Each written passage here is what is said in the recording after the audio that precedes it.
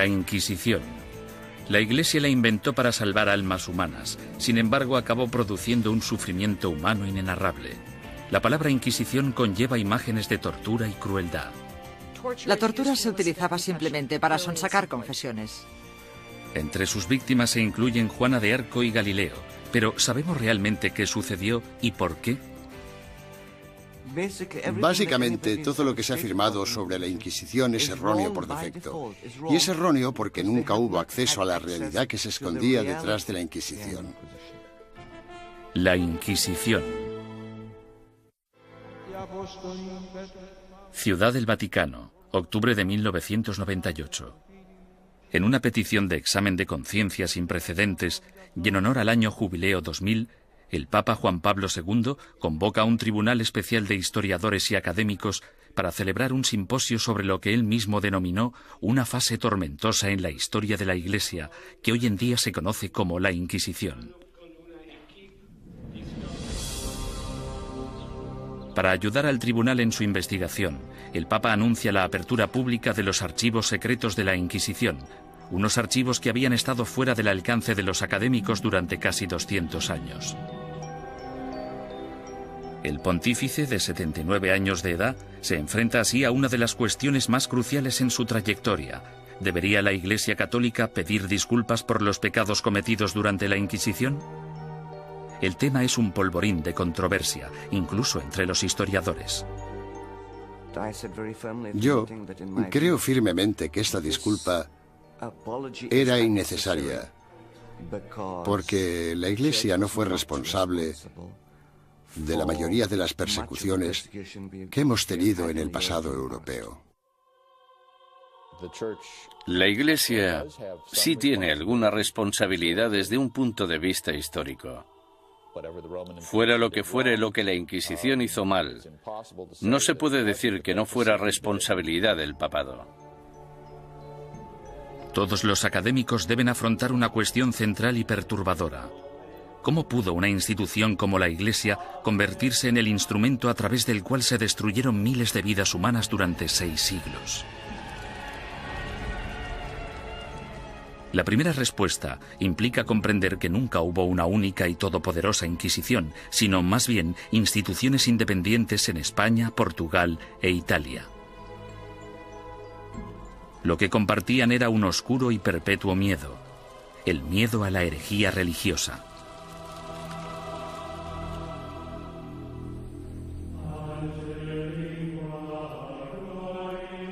Año 1100 después de Cristo. El corazón de la Alta Edad Media. Una frágil alianza de reinos y provincias, conocida como el Sacro Imperio Romano, ocupa gran parte de lo que hoy conocemos como la Europa moderna.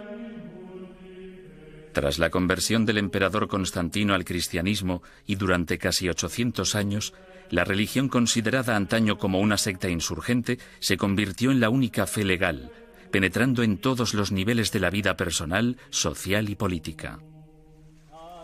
El cristianismo latino-europeo simbolizaba no solo la fuerza civilizadora en un mundo bárbaro, sino también la promesa de la salvación después de la muerte.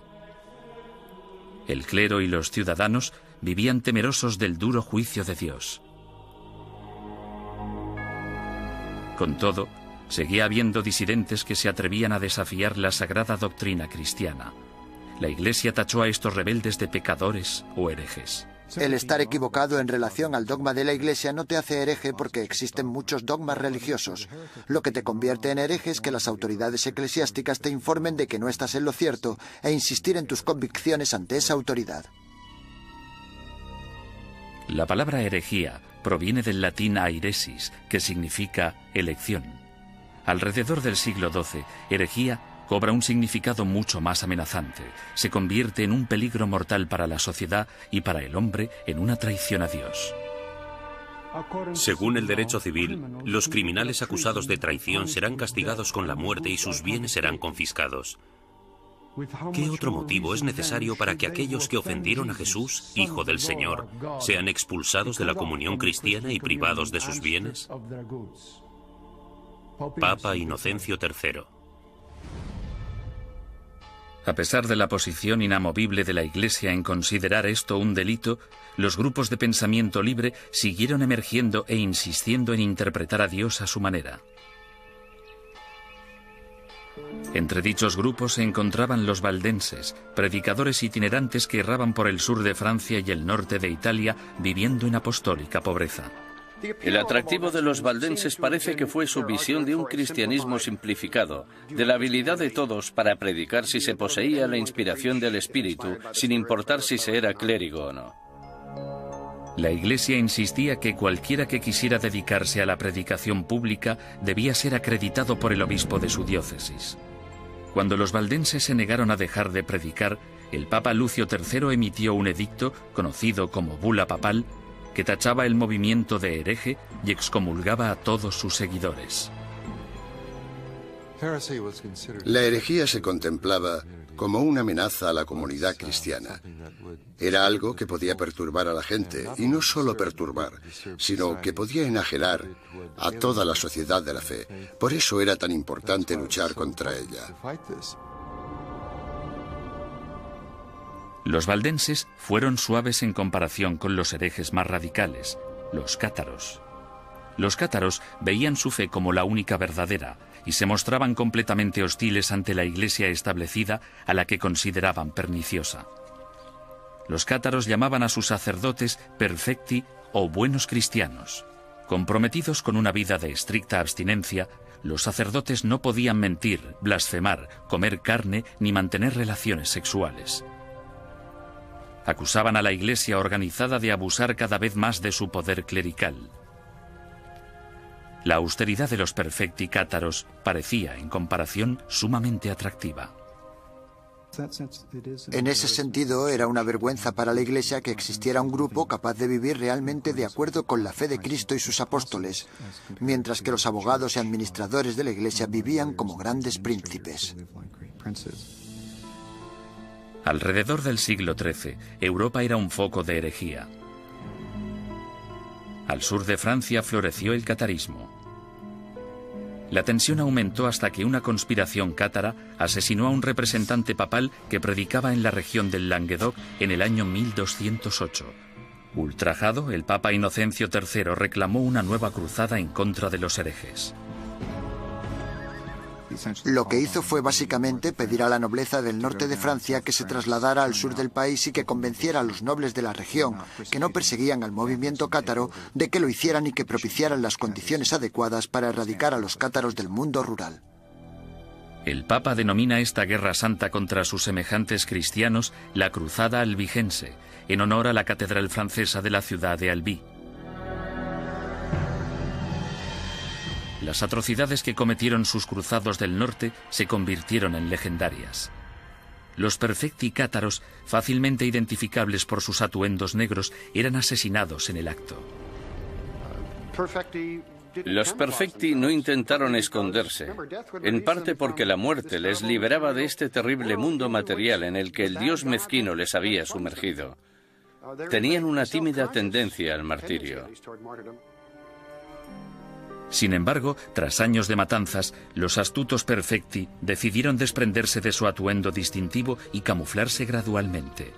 A pesar del celibato, incluso empezaron a viajar con mujeres afirmando que eran sus esposas. El Papa Inocencio III volvía a enfrentarse al mismo rompecabezas del principio. El objetivo de la Iglesia era esparcir la salvación y un hereje muerto solo era bueno para el diablo. El pontífice en apuros consideró el sistema judicial del momento.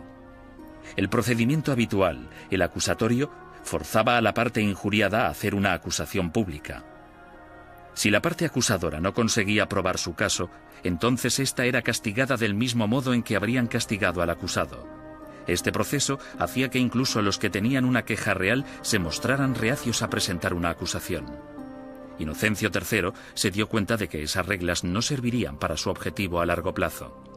En el año 1215, el Papa congregó a todos los líderes cristianos en el Cuarto Concilio de Letrán, celebrado en Roma.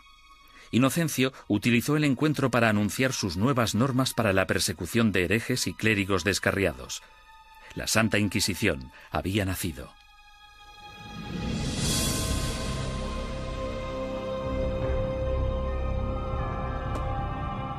El sistema de la Inquisición suponía una innovación maravillosa y se asemejaba bastante al Tribunal Popular de nuestro sistema, que emite una causa probable y una acusación.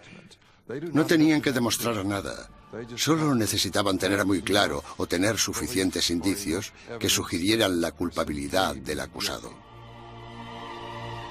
El proceso inquisitorial de Inocencio III daba la potestad al investigador de construir un caso completo, recogiendo a escondidas las opiniones de la gente de la comunidad. En 1231, el Papa Gregorio IX inicia un concurso público para el nombramiento de nuevos agentes especiales, llamados inquisidores de la depravación hereje. Es el amanecer de la Inquisición medieval, que empieza con una venganza. El objetivo de la Inquisición es acabar con la herejía, y acabar con la herejía significa acabar con los herejes. El Papa Inocencio III fracasó en su intento de eliminar a los cátaros, la secta más poderosa del sur de Francia. Sin embargo, en 1231, su sucesor, el Papa Gregorio IX, tramó un plan para volcar todo el poder del nuevo sistema legal de la Inquisición contra ellos. El Papa nombró a muchos sacerdotes y frailes inquisidores y los mandó a tierras germanas y francesas para que acabaran con los criminales religiosos. Los herejes que rehusaron retractarse de sus creencias y continuaron predicándolas fueron quemados en la hoguera. Si fracasaban, los herejes iban al infierno. El objetivo de todo esto era salvar a tanta gente como fuera posible, pero había que hacer ciertas cosas si se querían salvar muchas vidas. El Papa Gregorio pronto se percató de que encontrar a un buen inquisidor era muy difícil. Los más entusiastas a menudo eran fanáticos fuera de control. Conrad de Marburg, el más célebre de los primeros inquisidores, convenció a Gregorio IX de que había descubierto una secta secreta alemana llamada los luciferinos. El modus operandi de Conrad consistía en reclutar a una pandilla de linchamiento, arrestar a los supuestos herejes y ofrecerles dos opciones: retractarse o arder vivos.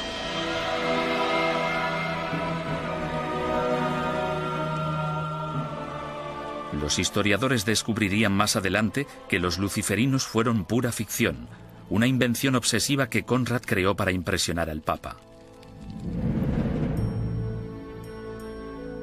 El inquisidor papal del norte de Francia no era mejor. Un cátaro convertido de nombre Robert Le Boucq acorralaba a grupos de supuestos herejes y celebraba estrepitosos juicios públicos. En un suceso devastador, 183 cátaros fueron interrogados, sentenciados y quemados vivos en un solo día. Tras años de protesta por parte de los obispos franceses, el Papa finalmente se dio cuenta de que Robert era un extremista peligroso, por lo que le retiró de su cargo y lo encarceló. Había que hacer algo, y tenía que haber alguien mejor para hacerlo que estos individuos, devotos, aunque extremadamente incompetentes y peligrosos. Este fue el momento en el que Gregorio IX se fijó en los dominicanos. Fundada por Santo Domingo en 1216, la orden dominicana estaba capacitada para realizar el trabajo de inquisidor. Educados como teólogos, los dominicanos estaban habituados a la vida en la calle y a predicar contra la herejía. A mediados del siglo XII, Gregorio IX ordenó a 4 docenas de inquisidores dominicanos que buscaran y procesaran a los cátaros, los valdenses y a los demás grupos herejes. El pontífice anunció de forma oficial a sus obispos la llegada de los inquisidores a los burgos y pueblos de Francia, Italia, Alemania y España. Ordenamos que se les reciba amablemente y que se les trate con honor, dándoles buenos consejos, ayuda y apoyo, de tal modo que puedan realizar la tarea que les ha sido encomendada. En esta carta, Gregorio IX pedía a sus obispos mucho más que simple hospitalidad. En su búsqueda de herejes, los inquisidores papales necesitaban confiar en información interna, rumores y otras habladurías recogidas gracias a una red informal de clérigos informadores que trabajaban como espías.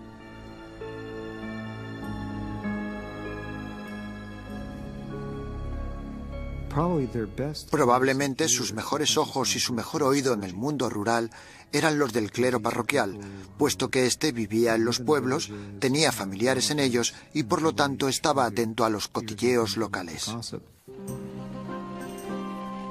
En sus incursiones a lo largo de la geografía, los inquisidores llegaban a un pueblo acompañados normalmente de un notario o escribiente para documentar el procedimiento o, en ocasiones, de un sirviente o un guardaespaldas. Entonces, el párroco reunía a los habitantes del pueblo para que escucharan al visitante predicar sobre los pecados y los peligros de la herejía. Una vez terminado el sermón, el inquisidor anunciaba un período de gracia durante el que cualquiera que hubiera cometido herejía podía confesar sus pecados a cambio de un trato clemente. Los que temían ser acusados o habían cometido herejía y tenían remordimientos de conciencia debían actuar durante el período de gracia, porque si lo confesaban después de dicho período, es decir, después de que se iniciara una investigación sobre ellos, la confesión no se consideraba tan sincera como si la hubieran hecho durante el período de gracia.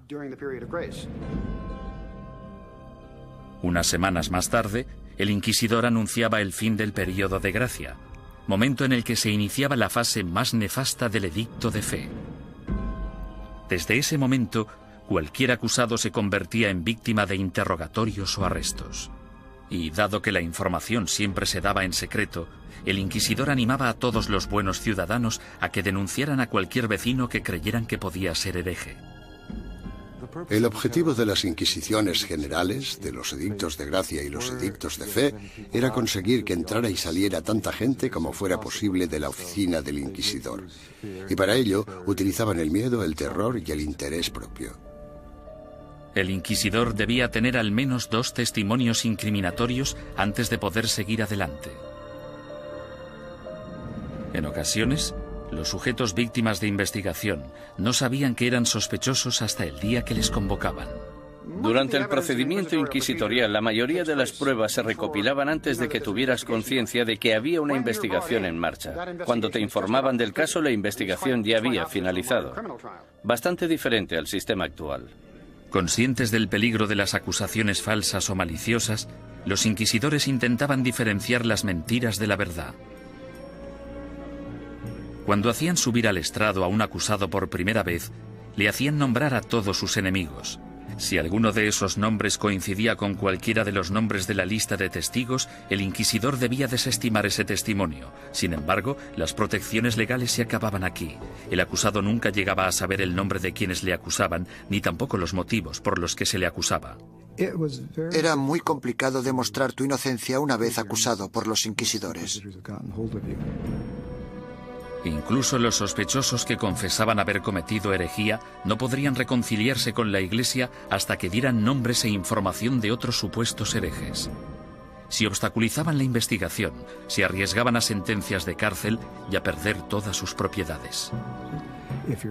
Si no cooperabas, los inquisidores podían reducir tu ración de comida y encadenarte a la pared. Por tanto, el principal método para conseguir que la gente confesara era simplemente encerrarlos durante largos periodos de tiempo y dejarles reflexionar. ¿Cómo llevaban los inquisidores su trabajo tan en secreto? Han sobrevivido algunos manuales prácticos dándonos una aproximación fascinante a ese período. Uno de ellos, llamado Conducta de interrogación relacionada con la depravación hereje, fue escrito por un inquisidor retirado, Bernard Guy, en el año 1324. Guy, cuyas hazañas inspiraron la novela histórica En el nombre de la rosa, ofrece docenas de investigaciones en las que recoge 17 años de experiencias de primera mano en lo que él denomina su cruzada personal contra la herejía. El objetivo de la Inquisición es acabar con la herejía. Y para acabar con la herejía, debemos acabar con los herejes. Bernard Guy, 1324. Los inquisidores se consideraban realmente una organización de combate. Eran bastante conscientes de que existían herejes y simpatizantes por todas partes y estaban muy motivados para deshacerse de ellos. En 1376, el inquisidor Nicolás Aymeric de Aragón escribió el libro Directorium Inquisitorium. En él describía la tenacidad y el compromiso que debía tener un inquisidor de los siglos XIV y XV, e incluso incluyó una lista práctica de trucos inteligentes utilizados para engañar a los sospechosos para que confesaran. Uno de los trucos que me asombró fue el de sentarse con una vitela pequeña en las rodillas y mirarla y comprobarla mientras la persona da su testimonio. Luego, en algún punto dices, no, lo que estás diciendo no puede ser verdad. Está clarísimo que no me estás diciendo la verdad. Y entonces el sospechoso, sometido al interrogatorio, piensa que lo que tienes es la declaración de otra persona cuando en realidad solo tienes una vitela en blanco.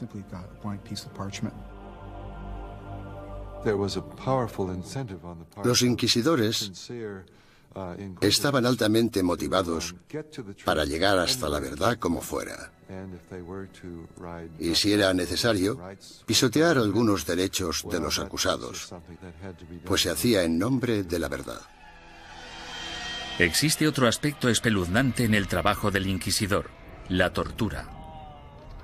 En la Edad Media se consideraba un método aceptable para la detección de mentiras siempre que hubiera razones suficientes para justificarla. En el siglo XX, cuando hablamos de tortura, pensamos en violencia física para obligar a la gente a decir la verdad. En aquel entonces, se trataba de un método para averiguar si el acusado estaba diciendo la verdad. Y este era el rol inicial de la tortura. Era un instrumento legal que entraba en juego en un momento dado del caso y bajo unas circunstancias muy específicas. Antes de 1252, la Iglesia prohibía a los inquisidores que utilizaran la tortura en sus investigaciones. Pero tras el asesinato del inquisidor Pedro Mártir en Lombardía a manos de los cátaros, el Papa Inocencio IV abrió la veda y dejó que métodos antiquísimos, en especial la tortura, entraran en la lucha contra la herejía. El oficial o párroco debe obtener de todos los herejes que capture una confesión mediante la tortura, pues de hecho son todos ladrones y asesinos de almas. Papa Inocencio IV. Por lo tanto, la tortura no fue algo inventado por los inquisidores. En este caso, solo seguían los dictámenes de la ley. La tortura se destinaba a dos tipos de prisioneros: los que se negaban a retractarse y los que parecían saber más de lo que contaban. Los inquisidores escogían la técnica de la tortura, pero dejaban el trabajo en manos de torturadores profesionales, expertos en causar dolor.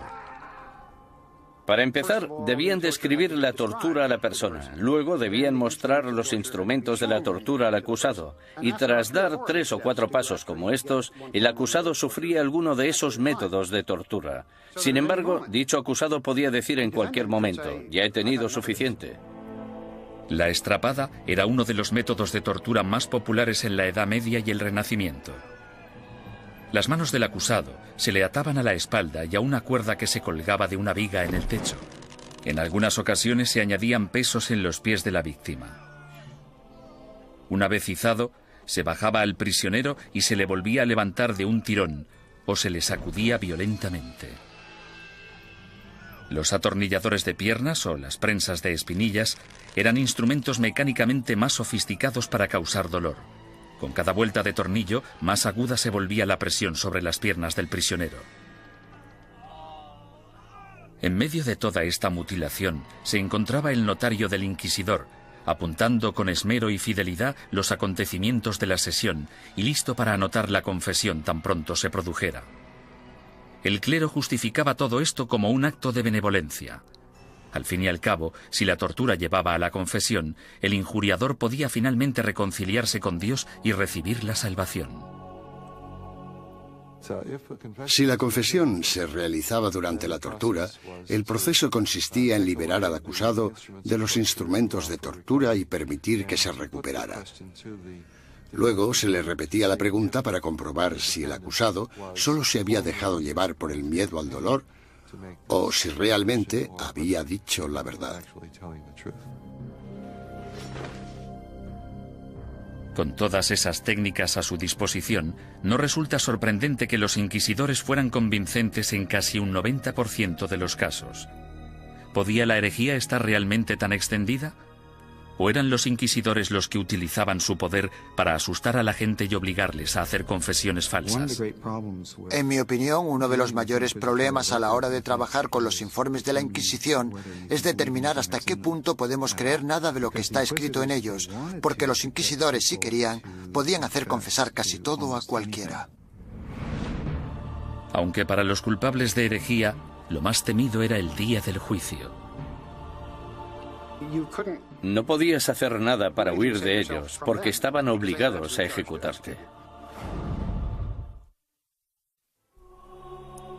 Durante los siglos XIII y XIV, los inquisidores papales siguieron su camino por el sur de Europa, recogiendo acusaciones e investigaciones de herejes. Estos sacerdotes se veían como soldados de primera línea de Dios, en guerra por la salvación de las almas, pero dejaban atrás un campo de batalla repleto de bajas. La Inquisición asustaba a los ciudadanos y les obligaba a traicionar a sus amigos y vecinos, destruyendo familias y convirtiendo comunidades pacíficas en una fábrica de mentiras y sospechas. A lo largo y ancho del Sacro Imperio Romano y de los reinos y principados de Europa, los ciudadanos esperaban el Sermo Generalis o el juicio del proceso inquisitorio. Los castigos o penitencias iban desde el azotamiento público al encarcelamiento o a los trabajos forzados. A menudo se obligaba a los convictos a llevar ropa distintiva para hacer pública su vergüenza.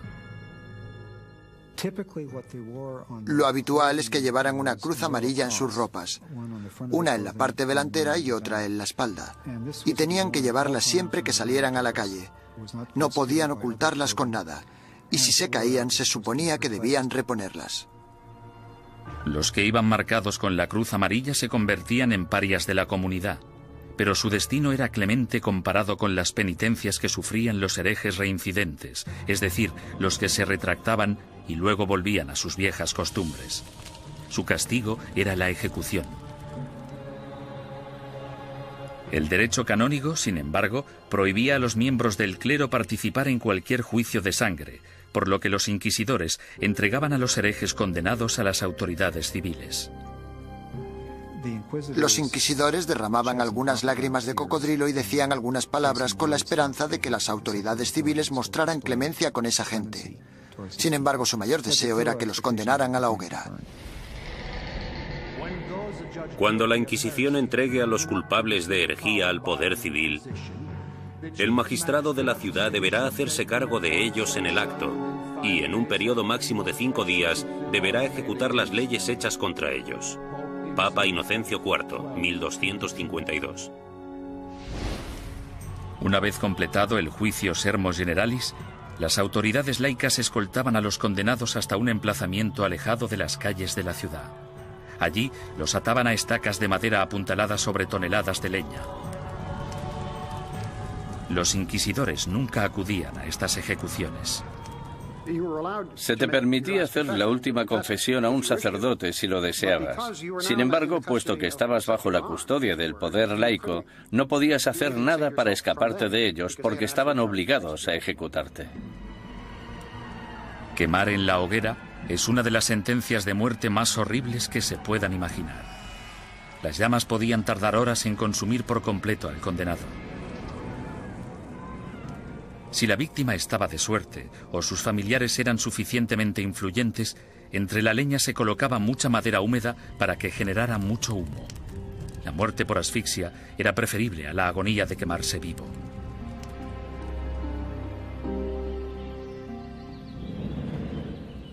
Ni siquiera la muerte podía liberarte de las garras de la Inquisición. En ocasiones, personas que habían muerto hacía años recibían acusaciones post-mortem y eran condenadas por herejía. Se saqueaban sus tumbas y se lanzaban sus restos a la hoguera. Desgraciadamente para la familia del fallecido, lo peor aún estaba por llegar. Las autoridades civiles confiscaban automáticamente todas las propiedades de los herejes fallecidos, dejando desvalidos a sus esposas e hijos sin importar su lealtad religiosa. La mañana siguiente a una ejecución a menudo atraía a los coleccionistas de reliquias, basureros que acudían con sacos a barrer las cenizas en busca de piezas de cadáveres. En la mayoría de los casos no se trataba ni de necrófagos ni de locos. Normalmente eran los que creían que aquellos que morían ejecutados eran mártires y merecían ser venerados. Mucha gente pensaba que los herejes eran buenos cristianos y los inquisidores gente malvada, por tanto podía darse un contraataque. El siglo XIV fue testigo del punto más álgido de la campaña de la Inquisición. Gracias a su inmenso poder, la Iglesia combatía la traición con la misma dureza incluso contra sus propios rangos. Cuando un grupo de franciscanos decidió desvincularse de la orden y llamarse a sí mismos franciscanos espirituales, el Papa Juan XXII les acusó de abandonar los ideales de su fundador, San Francisco de Asís, y ordenó a la Inquisición que acabara con ellos. Tras quemar en la hoguera a 4 líderes franciscanos espirituales en Marsella el año 1317, la mayoría de los rebeldes restantes volvieron a la orden original. Durante los 150 años de la Inquisición papal de Gregorio IX, los principales movimientos herejes, los cátaros y los valdenses, fueron virtualmente erradicados de la Europa occidental. Al reducirse el número de herejes, parecía que la Inquisición acabaría desapareciendo por completo. Sin embargo, el negocio de la cacería y el castigo de brujas resucitó el proceso con una venganza durante el siglo XIV. Se consideraba herejía, puesto que se creía que para conseguir poderes el hechicero debía renunciar a Dios y a su bautismo. Es decir, que debía romper un contrato y rendir algún tipo de homenaje al diablo para poder conseguir esos poderes. El diablo nunca da nada a cambio de nada. La política corrompió los primeros casos de brujería.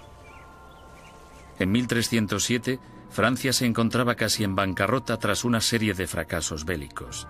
Su rey, Felipe el Hermoso, envidiaba las riquezas y las propiedades que poseían los caballeros templarios, una orden de poderosos monjes guerreros que se formó durante la primera cruzada a Tierra Santa. El rey Felipe los acusó falsamente de brujería, y durante los 7 años siguientes se torturaron y encarcelaron o quemaron en la hoguera a miles de templarios por toda Europa. Ningún historiador moderno cree que los templarios fueran objetivamente culpables de los cargos que se les imputaron: sodomía, adoración al diablo, herejía, etcétera, etcétera. En mi opinión, esto fue una verdadera manipulación cínica del proceso por parte de Felipe el Hermoso, y supone uno de los ejemplos más espeluznantes de hasta qué punto podían llegar a pervertirse los procedimientos inquisitoriales. Un siglo después, tras su triunfo sobre los ingleses en Orleans, Juana de Arco fue capturada y encarcelada por sus enemigos, que temían su creciente poder político. La entregaron al Tribunal Inquisitorial, organismo que utilizaron como instrumento en su contra. Los que acusaban a Juana defendían que las voces que ella consideraba su inspiración eran las voces del diablo y que sus premoniciones eran brujería. Juana fue condenada y murió en vehemente agonía. La nueva herejía de brujería diabólica parecía muy peligrosa tanto para la Inquisición como para las autoridades civiles, y engendró el manual práctico más relevante e influyente de todos. Publicado en 1486, Malleus Maleficarum, o el martillo de las brujas, proporcionaba apoyo teológico, consejos legales y varias técnicas para acusar, torturar y sentenciar a las brujas. Se trata de un documento infame, puesto que crea la imagen arquetípica de la mujer bruja, además de ser una de las obras de todo el mundo literario que muestra más abiertamente su misoginia. Cuando una mujer piensa por sí misma, solo piensa en cosas malas. Como son más débiles de cuerpo y alma, no resulta sorprendente que puedan sucumbir al hechizo de la brujería. Toda brujería procede de la lujuria carnal que en las mujeres es insaciable. Malleus Maleficarum. La historia ha demostrado que uno de los autores de Malleus Maleficarum, un inquisidor de nombre Heinrich Kramer, tenía ciertos problemas para controlar su propia insaciable lujuria carnal. En el año 1485, Kramer fue acusado de llevar a cabo una inquisición en la región de Innsbruck, lo que ahora es Austria. Él mismo se buscó los problemas porque la mayoría de los interrogados eran mujeres y las preguntas tenían relación con sus actividades sexuales. Alarmado por la manifiesta obsesión sexual de Kramer, el obispo ordenó que destituyeran al inquisidor y que liberaran a todos sus prisioneros. 2 años más tarde apareció Malleus Maleficarum. Nació de la frustración de Kramer por la experiencia de Innsbruck y de la furiosa misoginia que sufría. Durante los siguientes 200 años, el Malleus Maleficarum se convirtió en un bestseller y llegó a ser publicado en 4 lenguas distintas. Estaba destinado a convertirse en la principal fuente de inspiración de los cazadores de brujas laicos, católicos y protestantes que aterrorizarían Europa y Norteamérica durante los siglos XVII y XVIII. Durante el siglo XV, sin una nueva política ni postura por parte del papado, la Inquisición empezó a desvanecerse poco a poco. Por lo general, los tribunales inquisitoriales se mantenían en activo solo si un inquisidor en particular quería seguir persiguiendo la herejía. Si no quería, no pasaba nada. Y así fue como los tribunales fueron perdiendo fuerza. Sin embargo, en España, la astucia política del rey y la devoción de la reina se apoderaron del proceso inquisitorio e hicieron que su aterrador poder recayera en su propia gente. El número de personas que se quemaban vivas en una misma hoguera era pasmoso, incluso para los estándares actuales.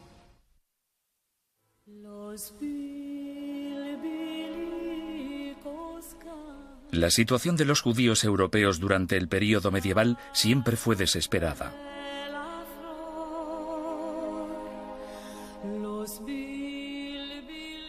Expulsados de una nación tras otra, a partir del siglo IV, algunos finalmente se establecieron en España. Prosperaron viviendo y trabajando en relativa armonía tanto con musulmanes como con cristianos. Pero a finales del siglo XIV, una serie de problemas económicos y levantamientos sociales despertaron antiguos prejuicios. En las décadas de 1380 y 1390, amotinamientos en contra de los judíos provocaron el incendio de sinagogas y el asesinato de miles de judíos. La solución de las autoridades españolas fue expulsar del país a todos los judíos que no se convirtieran al cristianismo. Muchos decidieron marcharse, otros, sin embargo, hartos de una persecución sin fin, optaron por abandonar la religión de sus antepasados para poder quedarse en España. La conversión en masa de los judíos el año 1391 en España es casi única en la historia judía. En muy pocas ocasiones se había conseguido que tantos judíos se convirtieran al mismo tiempo junto con sus rabinos y sus riquezas. Esto redujo en gran número la población de judíos en España. Debido, al menos en parte, a su antigua ética cultural de escolarización y esfuerzo continuo, estos nuevos cristianos, llamados conversos, prosperaron durante las décadas siguientes. Como judíos habría sido ilegal que realizaran ciertos trabajos o que ocuparan ciertas posiciones en el gobierno. Sin embargo, como cristianos las posibilidades abundaban. Desde los inicios de la historia de la conversión de los judíos, tenemos a conversos obispos, conversos ministros, conversos líderes financieros. Tenemos conversos ocupando las más importantes posiciones de la sociedad cristiana, porque esa era la ventaja de convertirse.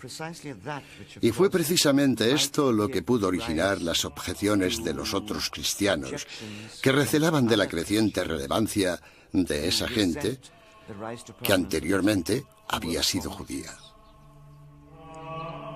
En tan solo unas pocas generaciones, miembros de la Iglesia Católica de España empezaron a acusar a estos nuevos cristianos de practicar secretamente la religión judía mientras mantenían una fachada apropiadamente cristiana.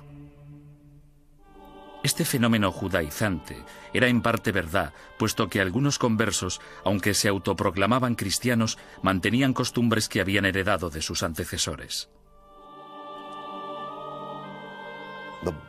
La dimensión de la llamada actividad judaizante era más de carácter cultural que religiosa. En otras palabras, realizaban ciertas cosas que sus padres y sus abuelos habían hecho y en las que no veían nada particularmente malo, como encender velas el sábado. Muchos de ellos creían que encender velas el sábado no tenía nada inherentemente conflictivo con el catolicismo. Su condición de cristianos bautizados también significaba que si se intuía de cualquier modo que recaían en el judaísmo, podían ser acusados de herejía. Fue precisamente esta trágica ironía la que les condujo hacia su destrucción. Con el matrimonio en 1469 de Fernando de Aragón e Isabel de Castilla, se unieron los dos reinos más poderosos de la península ibérica.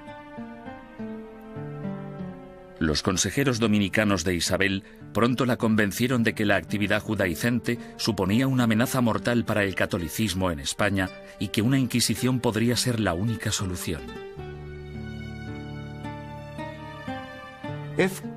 Si el clero pedía una Inquisición, no era solo porque fueran fanáticos, sino porque sabían perfectamente que detrás de ellos tenían a muchos seguidores muy fieles que tenían conciencia del problema tal y como lo percibían. El rey Fernando, astuto estratega político, vio que una alianza con la Iglesia Católica podía beneficiar a España en muchos sentidos. Aparentemente, Fernando tenía otros planes en mente. Apoderarse de las riquezas de los conversos. Había grandes cantidades de dinero esperando, encerradas en los cofres de los poderosos conversos, comerciantes y nobles. Y Fernando se propuso hacerse con ellas y lo consiguió.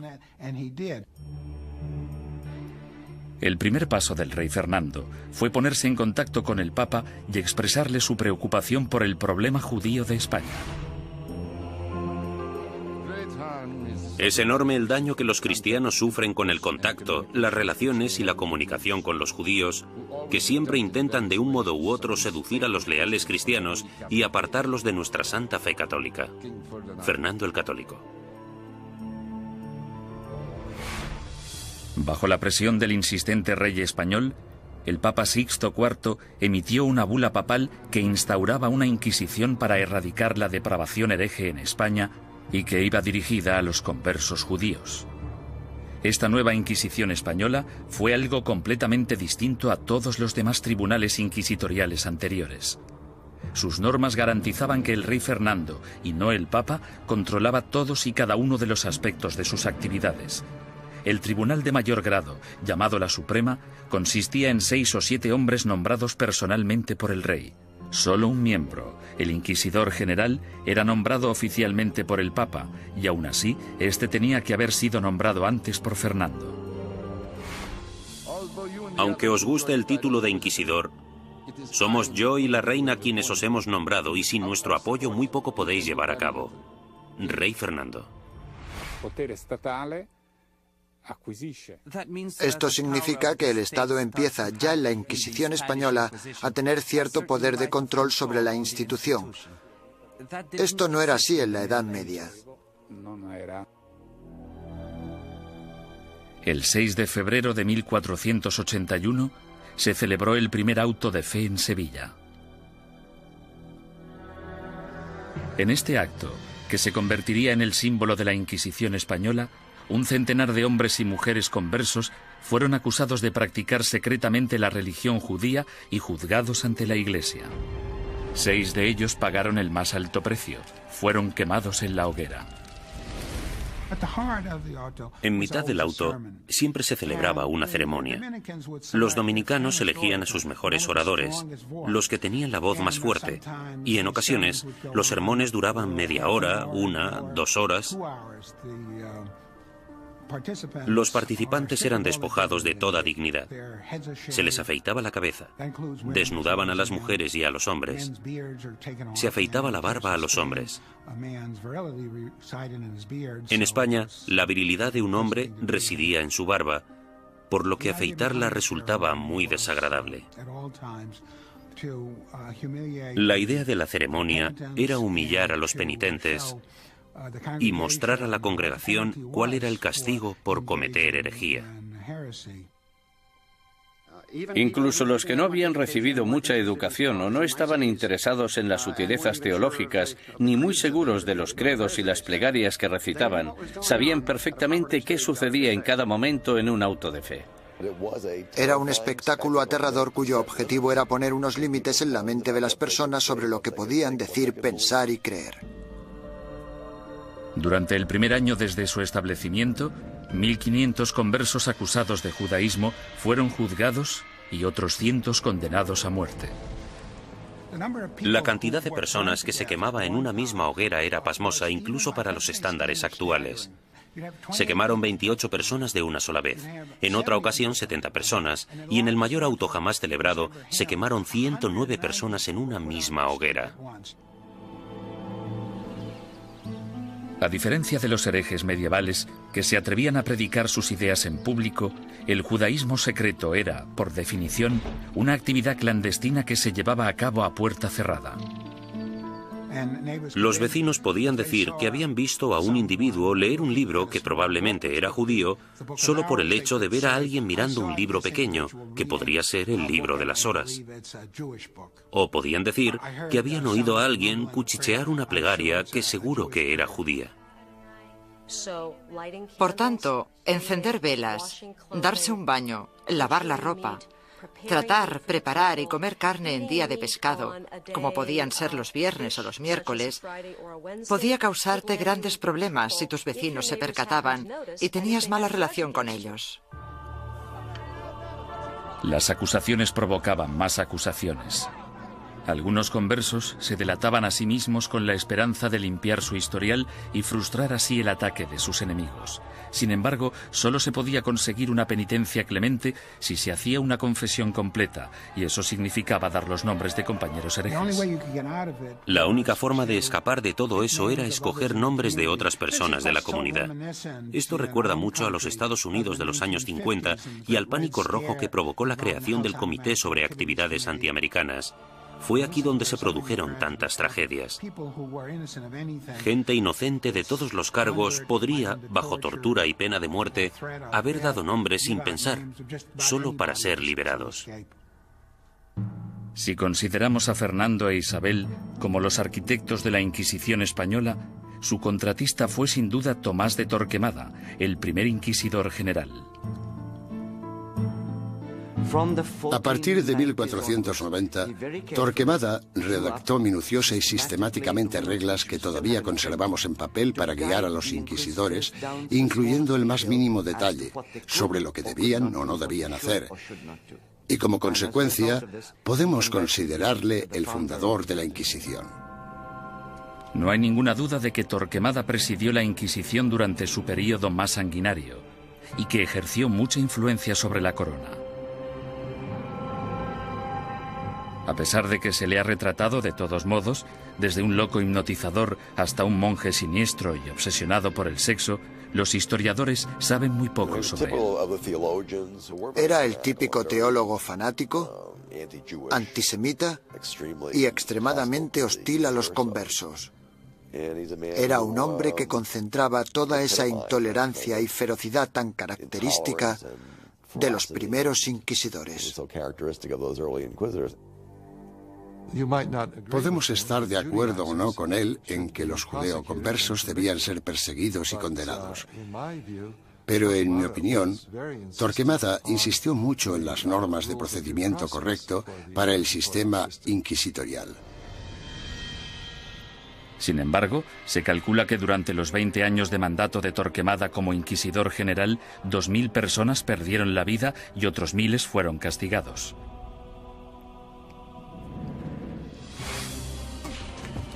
A ello se le sumó un alocado complot de asesinato que selló el destino de los judeoconversos españoles y aseguró el papel de la Inquisición en España durante los siguientes 200 años. Los judíos no ganaban nada convirtiéndose. La situación social no cambió en ningún sentido. Solo podía empeorar para la gente de origen judío. 5 años después de su nacimiento, la Inquisición se encontraba en plena forma, ganándose a pulso su temible reputación. Los conversos españoles, los judíos convertidos al catolicismo, no podían acudir a ningún lado en busca de justicia. Tanto la Iglesia como las autoridades civiles seguían la misma lógica aplastante. Todos los conversos que rehuían la Inquisición eran, por defecto, culpables. Todos los que daban el paso y se delataban a sí mismos eran, puesto que lo admitían, culpables. Y todos aquellos que eran juzgados y condenados eran, evidentemente, culpables. Los procedimientos interinos del Tribunal de la Inquisición se mantenían en privado y los informes se protegían cuidadosamente, incluso de la corona. Cuando la Inquisición española arrestaba a alguien, esa persona simplemente desaparecía en la cárcel hasta que la Inquisición acababa con ella. Los familiares y amigos quedaban a la espera, llenos de preocupación y sin poder ayudar. Los españoles convirtieron este hecho en un verdadero fetiche. El secreto. Me refiero a que este era uno de sus principios fundamentales. La creencia de que el prestigio de la institución dependía en gran medida de la capacidad de mantener intacto el secretismo. Para los acusados, la naturaleza surrealista y casi arbitraria del proceso generaba terror. No existía ningún juicio. Eran más bien audiencias tras las que el prisionero volvía a su celda. Después de todo el sufrimiento, que podía prolongarse durante semanas o meses, el acusado podía no llegar a saber los crímenes de que se le acusaba. Se le exigía constantemente, a veces bajo amenazas de muerte, que confesara. El acusado tenía que inventar explicaciones sin saber la naturaleza de la denuncia que se había interpuesto contra él. Y esto, a menudo, llevaba al encarcelamiento masivo de prisioneros que se negaban a confesar, porque creían que no tenían nada que confesar, y probablemente tenían razón. El 15 de septiembre de 1485, algunos conversos furiosos decidieron tomarse la justicia por su mano. Como inquisidor, Pedro Arbués se arrodilló delante del altar de la Catedral de Zaragoza. 8 asesinos le atacaron con cuchillos.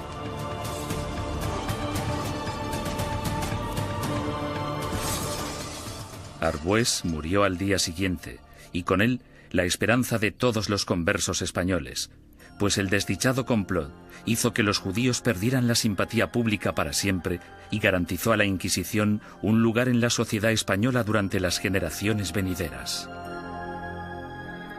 Entre los académicos hay una pregunta obvia que ha generado más debate que cualquier otra.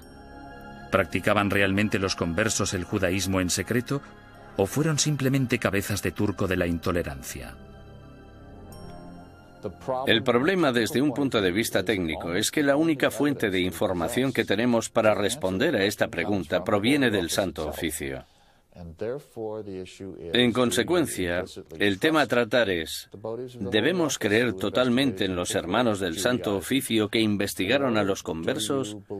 ¿O debemos pensar que fue básicamente un fraude, una gran exageración basada en falsos testimonios? A petición del inquisidor general Torquemada, en marzo de 1492, el rey Fernando emitió otro edicto de expulsión. Se daba a los judíos 4 meses para aceptar el bautismo o abandonar España. Durante los meses siguientes, casi la mitad de la población judía de España, unas 40.000 personas, abandonó el país. Los demás se quedaron y se convirtieron al cristianismo. Simplemente cayeron en la misma trampa que habían tendido a sus antepasados judíos hacía 100 años. Por tanto, los judíos no ganaban nada convirtiéndose. La situación social no cambió en ningún sentido. Solo podía ir a peor para la gente de origen judío. No lloréis a vuestra partida, pues vosotros tenéis que beber vuestra propia muerte de un sorbo, mientras que nosotros tenemos que quedar atrás, entre esta gente malvada, recibiendo la muerte de ellos cada día. Juan de León, judío español converso. En 1499, la orden de expulsión se amplía para incluir a todos los musulmanes no convertidos de España. Durante los casi 25 años siguientes, una serie de rebeliones, expulsiones y bautismos forzados generan otra clase social de nuevos conversos al cristianismo, los moriscos. Lo que tenemos aquí es el mismo escenario que el de los conversos. Un grupo de gente que pertenecía a otra cultura y a otra religión y que ahora eran teóricamente cristianos. Esta era una situación hecha a medida que la Inquisición utilizó para apartar a los musulmanes y hacerles practicar el cristianismo. Las persecuciones de moriscos se triplicaron durante los siguientes 100 años. Sin embargo, estos no pudieron o no quisieron adaptarse. Finalmente, en 1609, las autoridades españolas decidieron que los moriscos eran imposibles de convertir y los expulsó a todos. El odio por la Inquisición española era tan intenso entre los musulmanes como entre los judíos. En su intento de conservar el catolicismo como la única religión de España, la Inquisición española encarceló a ciudadanos inocentes, confiscó propiedades, destruyó familias y mandó a miles de personas a la muerte. Lo que no utilizó muy a menudo, según los historiadores, es lo que la ha hecho tan famosa: la tortura.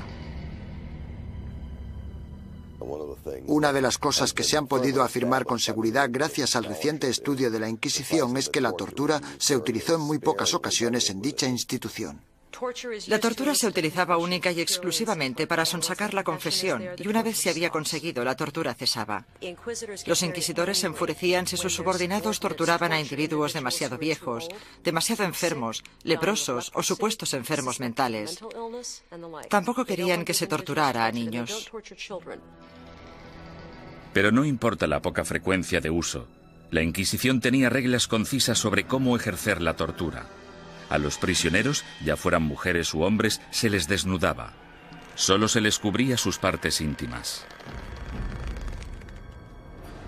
No todo el clero de entonces practicaba el celibato, y todos los que lo practicaban no eran capaces de contemplar una escena de estas características una y otra vez sin sentir el más mínimo arrebato de sadismo o satisfacción sexual.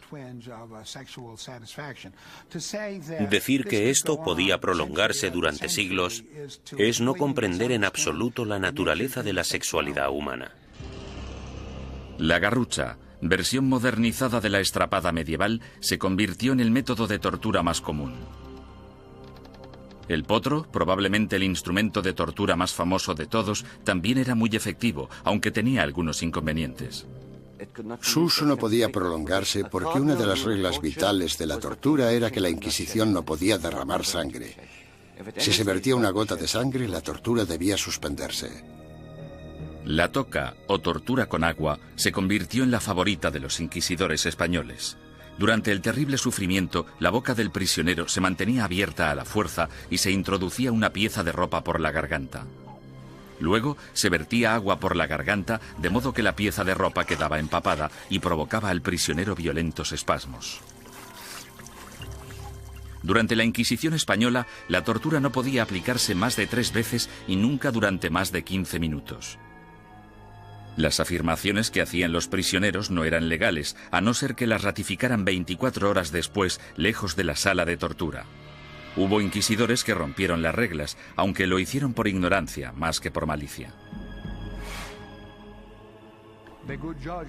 El buen juez debe hacer caso omiso de los gritos, lloros, suspiros, temblores o del dolor del acusado. Y toda tortura debe realizarse con tal cuidado que el acusado no se vuelva loco, ni quede herido, lesionado ni indebidamente angustiado. J. Damunder, testigo ocular de las torturas. Se les pedía que siguieran las normas del libro, eso era todo. Yo no he encontrado, sinceramente, demasiados indicios de que se rompieran dichas normas. Me refiero a que tal vez estaban más dispuestos a seguir los procedimientos que los policías de hoy en día. La Inquisición española realizó algunas innovaciones en el área del castigo. La cruz amarilla que llevaban los herejes medievales en sus vestimentas evolucionó hasta un atuendo llamado San Benito. Estas ropas debían vestirse en el juicio conocido como el auto de fe o acto de fe, y luego por encima de la ropa de calle mientras durara la penitencia. La gente que iba por la calle era objetivo de todo tipo de comentarios sarcásticos. Los niños les tiraban piedras, todo esto hacía muy difícil poder ganarse la vida. Ni tan siquiera la muerte liberaba al hereje de la vergüenza. El hábito con el que se enterraba al difunto se colgaba en la parroquia del lugar para recordar a todo el mundo en la ciudad que esa persona y su familia estaban relacionados con la herejía. Muerte y humillación no eran los únicos escollos de la Inquisición. Uno de sus castigos más temidos era convertirse en esclavo en las galeras españolas. Se cree que este castigo fue invención del mismísimo rey Fernando. No tenía nada que ver con la religión, la herejía ni cualquier otra cosa. Pero el rey Fernando se percató de que mucha de esta gente estaba siendo castigada con penas del todo inútiles y pensó, buena idea, ¿por qué no utilizamos a esta gente? Porque yo necesito remeros en mis barcos. Después de la muerte, ser enviado a las galeras era el castigo de la Inquisición española más temido. No puedo imaginarme nada peor que ser esclavo en las galeras. Yo casi preferiría que me quemaran. Al menos acabaría rápido. Durante la expulsión del año 1492, miles de judíos cruzaron la frontera con Portugal, engrosando allí la población judía y reanimando viejas tensiones raciales. A causa de los alborotos resultantes, los judíos portugueses fueron obligados a convertirse al cristianismo, y en 1532 el rey Juan III insistió en que Portugal tuviera su propia Inquisición. Durante 10 años, los ricos conversos portugueses utilizaron todas las formas de persuasión posible, incluyendo enormes sobornos, para convencer al Papa de que no instaurara una Inquisición en su nuevo santuario. Muchos conversos españoles se fueron a Portugal y de hecho pronto superaron en número a la comunidad portuguesa. Dichos conversos creían que en Portugal estarían a salvo hasta que, evidentemente, los portugueses instauraron su propia Inquisición y todo cambió. La Inquisición portuguesa se puso a trabajar de inmediato con los sospechosos de siempre. Entre 1547 y 1580 se celebraron 34 autos de fe en Portugal con casi 2.000 penitentes y 169 ejecuciones. Las persecuciones fueron tan letales que los conversos, la mayoría de los cuales apenas habían emigrado a Portugal desde España, decidieron volver a su tierra natal y enfrentarse a lo que parecía el mal menor de las dos malvadas instituciones. Tras la conquista militar española del Imperio Azteca en 1521 por Hernán Cortés, los conversos portugueses y españoles pronto emigraron a las Américas en busca de un nuevo comienzo. Pero la Inquisición española les siguió de cerca e inició investigaciones en la recién fundada Ciudad de México. En 1528, 2 conversos españoles fueron quemados en la hoguera tras el primer auto de fe celebrado en tierras del Nuevo Mundo. Las primeras oleadas de sacerdotes españoles también consideraban su deber guiar a la población americana lejos de sus creencias paganas y ayudarles a adoptar el cristianismo.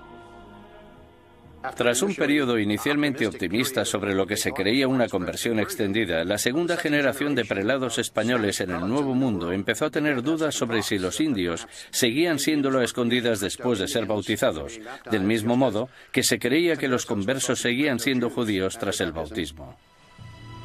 En contra de la política estricta y reacia aplicada tanto a judíos como a musulmanes en España, la Suprema finalmente decidió que los indios simplemente eran incapaces de asimilar las creencias cristianas y que, por tanto, estaban fuera del alcance de la conversión. Sin embargo, la Inquisición pronto se enfrentaría a su mayor enemigo hereje de todos los tiempos, el protestantismo. Y en ocasiones incluso fueron torturados por la Inquisición, lo que parece muy injusto, pero eran protestantes y eran una presa fácil.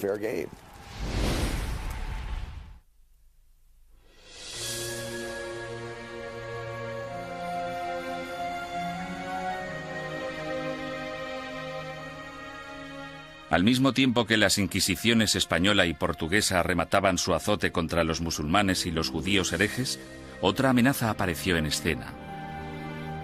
En 1517, un sacerdote alemán llamado Martín Lutero dejó su famoso tratado, las 95 tesis, a las puertas de la iglesia de Wittenberg. Se trataba de un ataque acerbo a la Iglesia católica.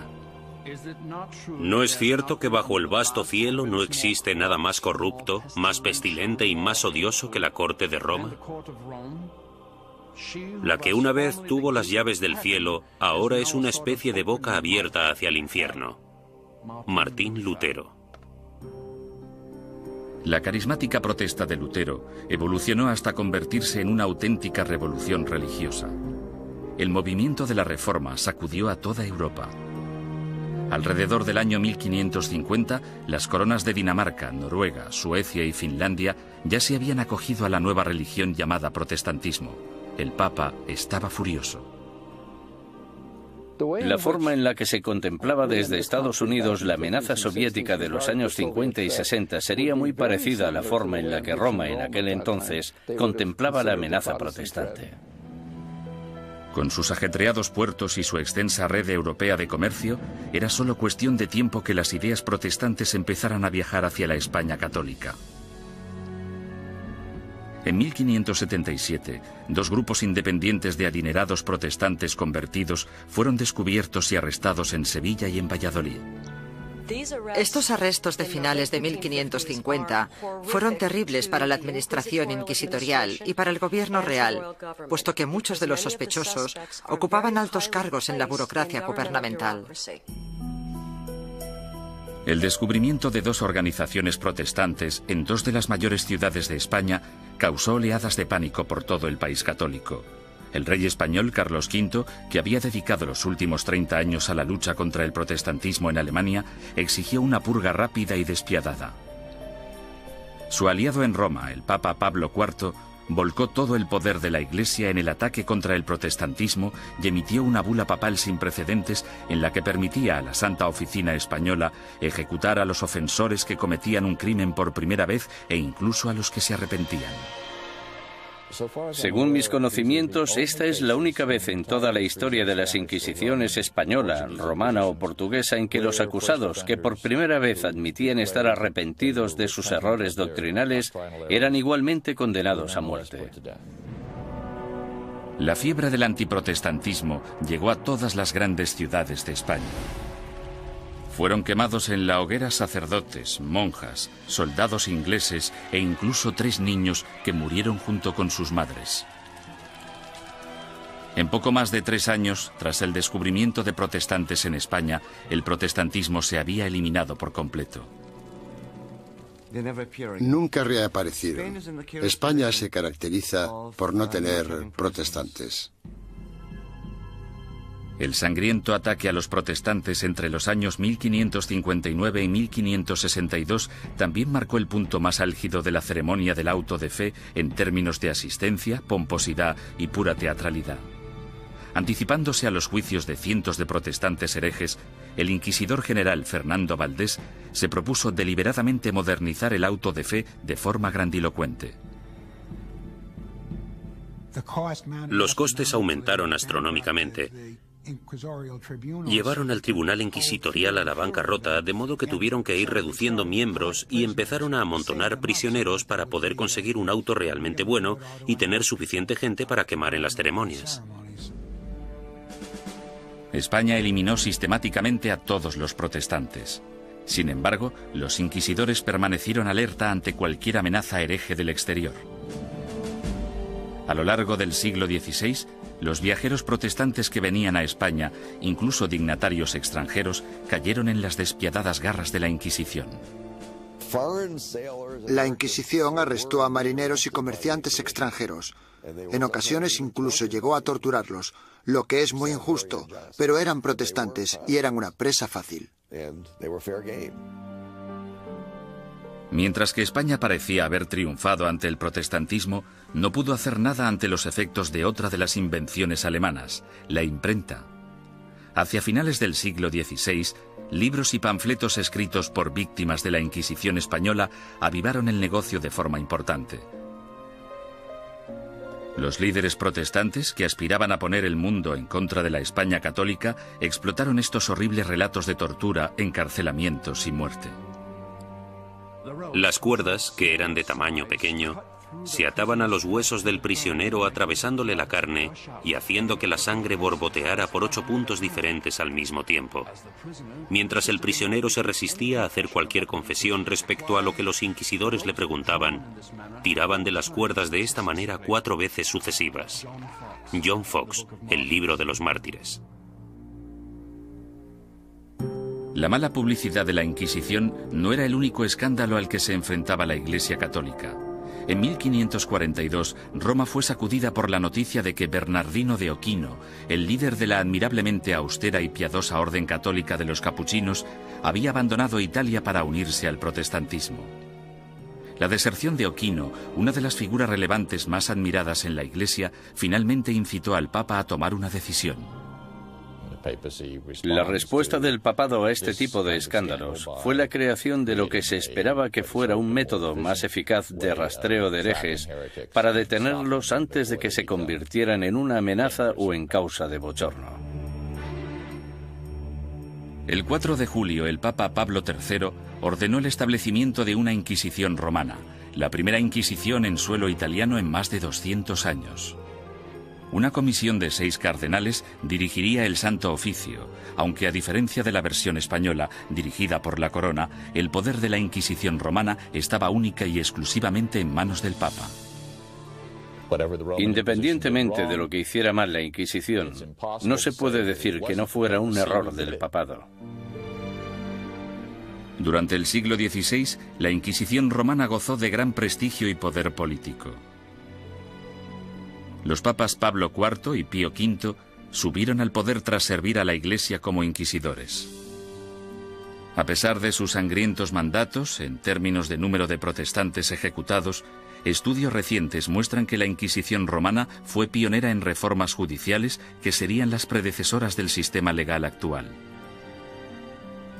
Los prisioneros de la Inquisición romana podían disponer de un abogado e incluso reunir testigos que testificaran a su favor.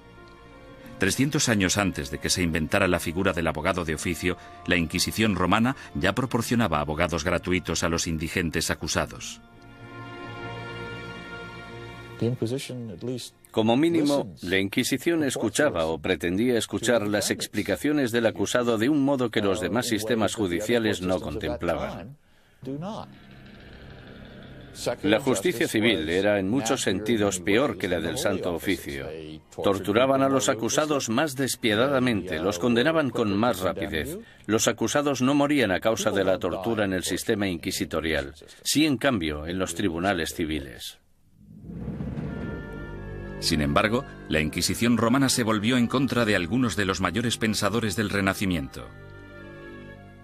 Estaban muy preocupados por el tema de las escrituras y parecía que Galileo las cuestionaba basándose en cuestiones muy controvertidas en aquel entonces. El ataque de la Inquisición romana contra el protestantismo supuso mucho más que arrestos, castigos y ejecuciones. En 1559, el Vaticano publicó su Índice de Libros Prohibidos, en el que listaba cientos de libros y autores considerados peligrosos para la fe y la moral de los buenos católicos. Cualquier ciudadano que poseyera uno de estos libros prohibidos podía ser arrestado. Algunos autores encontraron sus libros listados en este índice simplemente porque una o dos frases sueltas se habían considerado erróneas. Sir Thomas More, político inglés que irónicamente fue decapitado por su lealtad a la religión católica, también fue considerado un autor prohibido. En relación a ciertos pasajes de sus libros, el índice decía: podéis leer este libro, pero debéis saltaros este pasaje. Es cierto que mucha gente famosa aparecía en este índice y, por tanto, estaban prohibidos. Los historiadores cuestionan si dichos índices tuvieron algún impacto real. Hay literalmente miles de títulos en cada índice, y aparte de un grupo de inquisidores y de obispos, pocos sabían exactamente qué estaba prohibido. Con mis investigaciones he podido demostrar que en Cataluña, por ejemplo, nadie hacía caso al índice. A lo largo de todo el siglo XVI, las librerías de Barcelona vendieron públicamente libros que aparecían en el índice de libros prohibidos. Simplemente fingían no conocerlo. Como instrumento de censura, el índice de libros prohibidos resultó ser algo de mucho ruido y pocas nueces. Sin embargo, no hay ninguna duda de que la Inquisición romana tuvo un efecto represivo sobre las ideas intelectuales y científicas y que destruyó las vidas y los legados de algunos de los mayores pensadores del Renacimiento. Giordano Bruno fue uno de los genios más excéntricos del siglo XVI. Medio filósofo, medio loco, su visión del cosmos, considerada inverosímil en su época, de hecho se anticipó a la concepción actual del sistema solar. Bruno era un visionario. Se consideraba casi una segunda reencarnación de Cristo, aunque de hecho tenía sus dudas sobre la divinidad de Dios, pensamiento por el que fue acusado. El tratado más famoso de Bruno, publicado en 1584, pronto le hizo merecedor de aparecer en el Índice romano. De título Sobre el universo infinito y los planetas, es una mezcla extravagante de misticismo y astronomía de Copérnico. Bruno lanzó la teoría de que existe vida inteligente en otros planetas situados más allá de las estrellas. Enseñaba que la unificación de todas las religiones, incluidas el Islam y el judaísmo, era la única salvación de la humanidad. Estas creencias herejes provocaron aversión tanto entre los católicos como entre los protestantes. En un periodo de tensión religiosa, las personas como Bruno representaban una amenaza enorme porque en realidad parecían desechar casi todos los pilares básicos del cristianismo. Durante 15 años, Bruno evitó cautelosamente la Inquisición romana, manteniéndose alejado de Italia. Sin embargo, en 1591, un rico mecenas le convenció para viajar hasta Venecia y una vez allí le traicionó denunciándole ante el Santo Oficio. El encarcelamiento y el juicio de Bruno duraron 7 años, durante los que el tribunal romano llegó prácticamente a implorarle que abandonara sus creencias herejes. Él se negó. Habría sido como repudiar toda su vida. En mi opinión, para un hombre como Bruno, que estaba completamente convencido de sus propios poderes, habría sido casi imposible actuar de otro modo. Tal vez vuestro miedo a juzgarme sea mayor que mi miedo a ser juzgado. Giordano Bruno. La obstinación de Bruno enfureció tanto al Papa Clemente VIII que él mismo le condenó a muerte. El 8 de febrero de 1600, Bruno fue conducido al campo dei Fiori, en pleno corazón de Roma, y fue quemado vivo. En la actualidad, una estatua en su honor, erigida en el año 1829, marca el lugar de los hechos. Otro intelectual renacentista, Galileo Galilei, también desató la ira de la Inquisición. Cuando construyó el primero de sus famosos telescopios en el año 1609, Galileo ya era un físico y profesor de matemáticas de fama mundial.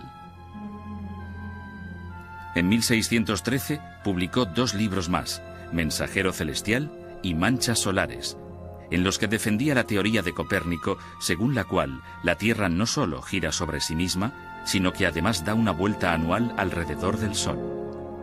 Oficiales ultrajados de la Inquisición denunciaron las creencias de Galileo y citaron numerosos pasajes de las Santas Escrituras que describen la Tierra como centro estático del universo.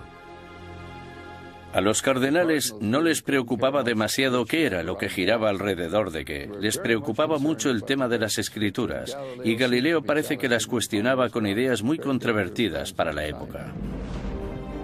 Sin embargo, Galileo vuelve a cuestionar a la Iglesia y toma una decisión asombrosa. Durante años ha habido un debate tremendo, sobre todo durante el último siglo, sobre qué debería haber hecho Galileo.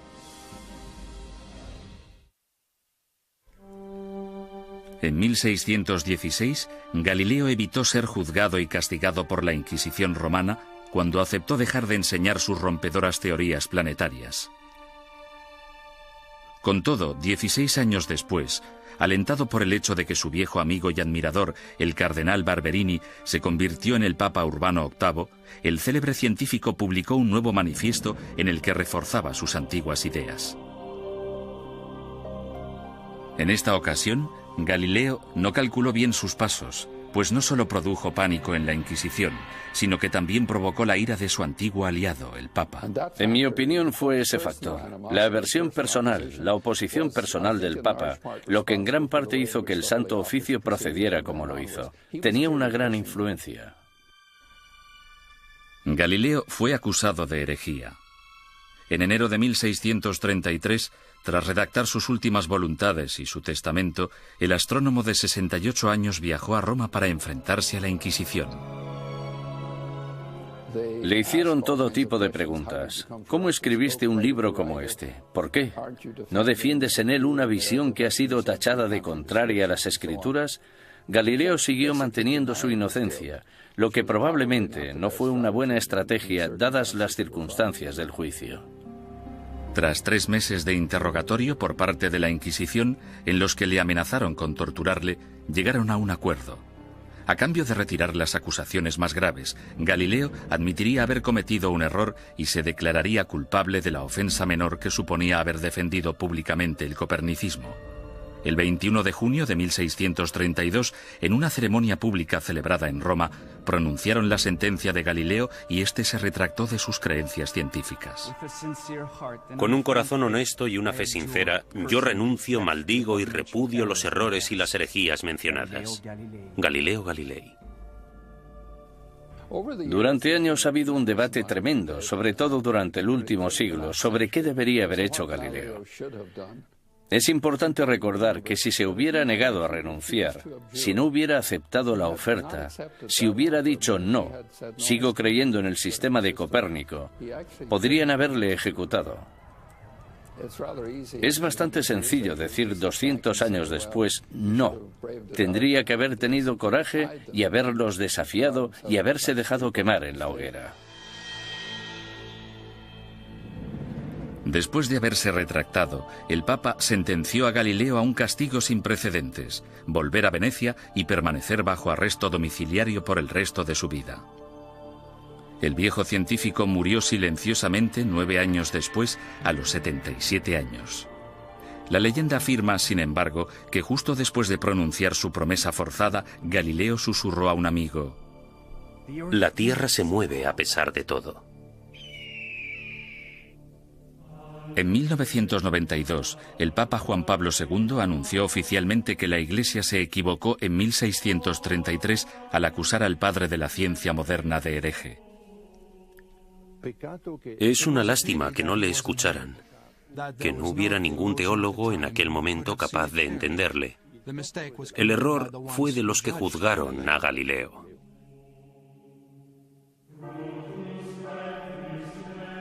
Los siglos XVII y XVIII fueron un período de declive para todas las inquisiciones. En España, aparte de la necesidad de erradicar a los conversos acusados de practicar secretamente el judaísmo, la Inquisición española se centró en la persecución de comportamientos personales inaceptables, como por ejemplo la homosexualidad, la bigamia y el adulterio, así como también los crímenes del clero. Las ceremonias de castigo, los autos de fe, siguieron celebrándose de forma esporádica en el siglo XVIII. Sin embargo, el prestigio de la Inquisición quedó mancillado cuando Felipe II rechazó expresamente acudir al auto celebrado en honor a su coronación. Los propios españoles empezaron a ver la Inquisición como un instrumento anticuado. Y a partir del año 1730 desapareció por completo. Inspirado por los ideales y las reformas de la Ilustración, Portugal empezó a desmantelar su oficina de la Inquisición. Alrededor de 1773, los autos de fe se ilegalizaron y las distinciones entre cristianos viejos y cristianos nuevos se eliminaron de las leyes portuguesas. Fue necesario que el ejército de Napoleón invadiera Italia y España para acabar definitivamente con la Inquisición. Algunas de las primeras acciones del régimen francés al entrar en Madrid en 1808 fueron abolir la Inquisición, confiscar todas sus propiedades y llevarse todos los archivos que encontraron. Napoleón fue incluso más lejos en Roma, donde no solo confiscó los archivos, sino que también se llevó como prisionero al Papa. En 1814, el imperio napoleónico se derrumbó y el Papa Pío VII regresó sano y salvo a Roma. Finalmente, en el año 1820, la Inquisición española fue ilegalizada completamente. Al oír la noticia, grupos de ciudadanos asaltaron el palacio, quemando y destruyendo todos los informes inquisitoriales. Algunas personas cuyos familiares habían sido juzgados no querían que se supiera. Por eso los robaron y los destruyeron. A pesar de la aplastante realidad, el papado se negó a admitir que el final de la Inquisición era inevitable. La Inquisición romana continuó ejerciendo teóricamente, no en la práctica, durante los siguientes 150 años. En 1965, el Papa Pablo VI reorganizó el Santo Oficio llamándole la Congregación para la Doctrina de la Fe. Todavía existe en la actualidad, aunque solo interviene como consejera en asuntos eclesiásticos. No realiza investigaciones ni impone la doctrina de la Iglesia.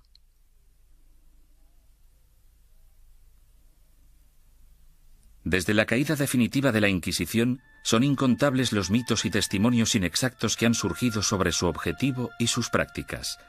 Los descubrimientos realizados en documentos nunca vistos, así como en los archivos de la Inquisición abiertos por el Vaticano recientemente, han ayudado a desbancar algunos de ellos. Por ejemplo, se ha podido demostrar que algunos recuentos de personas quemadas en la hoguera eran enormemente exagerados. La gente decía que se habían quemado 200 personas. De esas 200, quizá 3 fueran reales y 197 imaginarias. Poco a poco hemos podido fijar los números reales de las personas que fueron ejecutadas.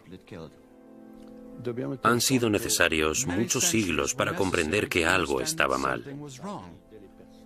Debemos tener en cuenta el contexto y la mentalidad. Mucha gente creía que la Inquisición era un instrumento necesario y, aunque no gustaba demasiado, se aceptaba. Sin embargo, otros eruditos advierten que una visión revisionista de la Inquisición nos podría estar llevando demasiado lejos en la dirección errónea. Era una institución malvada. Si se mira todo en conjunto, yo diría que la Inquisición fue exactamente como la han descrito, y que no necesitamos un lavado de cara de la Inquisición, más de lo que necesitamos una revisión del Holocausto.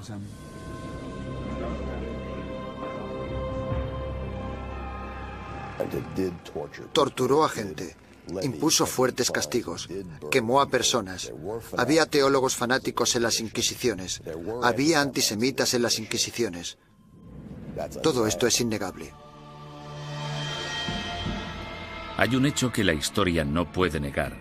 A pesar de que la Inquisición se concibió para el bien de la humanidad, acabó causando un dolor y un sufrimiento humano inenarrables.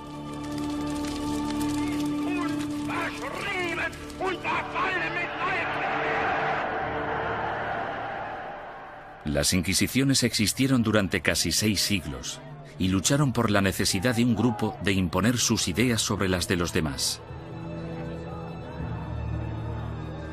Esa necesidad sigue existiendo en la actualidad.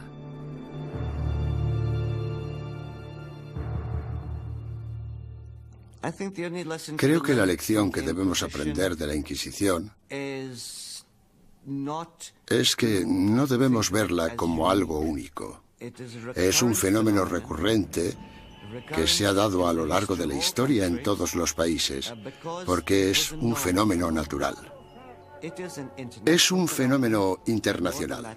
Es más, es innato en la condición humana utilizar las inquisiciones como método de imposición de nuestras preferencias culturales. El peligro siempre está al acecho.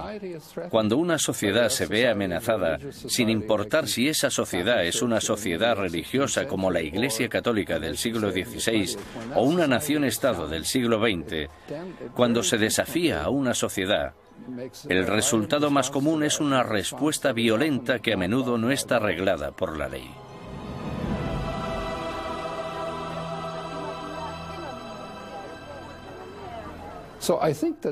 Por lo tanto, creo que esta reacción ante la amenaza es tan antigua como la humanidad y, sin duda alguna, perdurará en el futuro.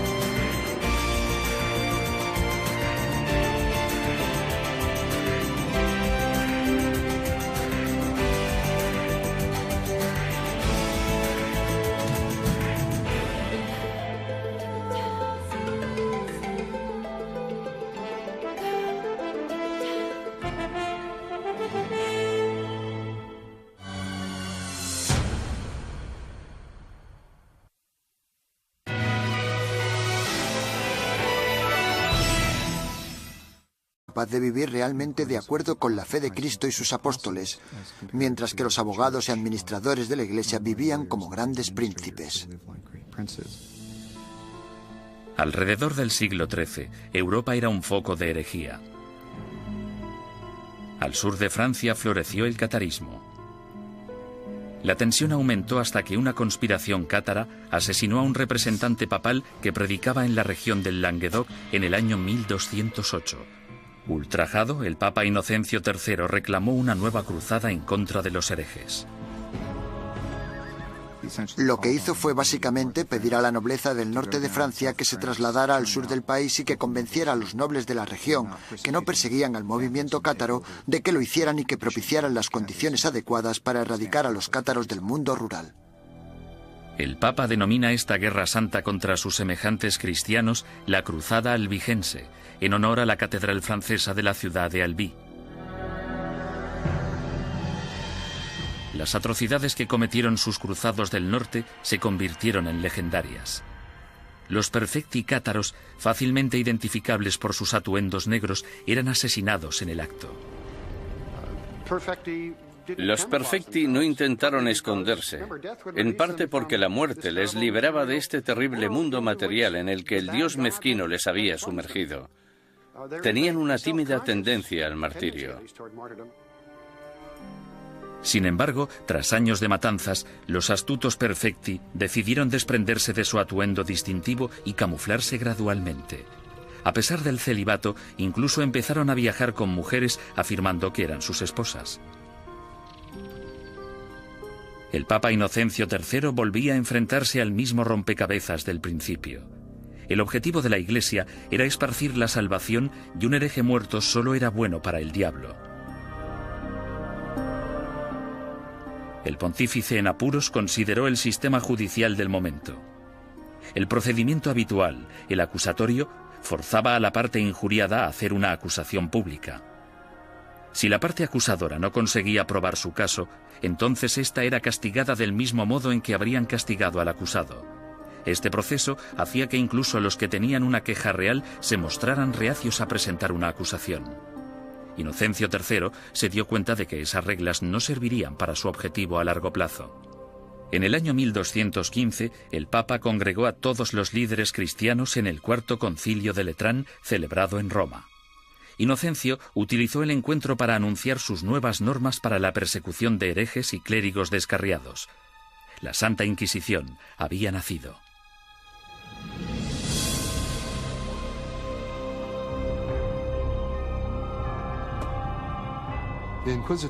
El sistema de la Inquisición suponía una innovación maravillosa y se asemejaba bastante al Tribunal Popular de nuestro sistema, que emite una causa probable y una acusación.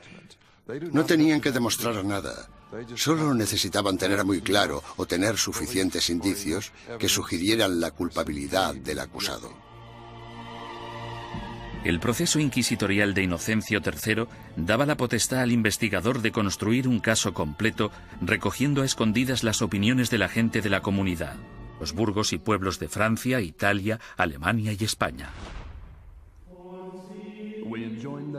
Ordenamos que se les reciba amablemente y que se les trate con honor, dándoles buenos consejos, ayuda y apoyo, de tal modo que puedan realizar la tarea que les ha sido encomendada. En esta carta, Gregorio IX pedía a sus obispos mucho más que simple hospitalidad. En su búsqueda de herejes, los inquisidores papales necesitaban confiar en información interna, rumores y otras habladurías recogidas gracias a una red informal de clérigos informadores que trabajaban como espías.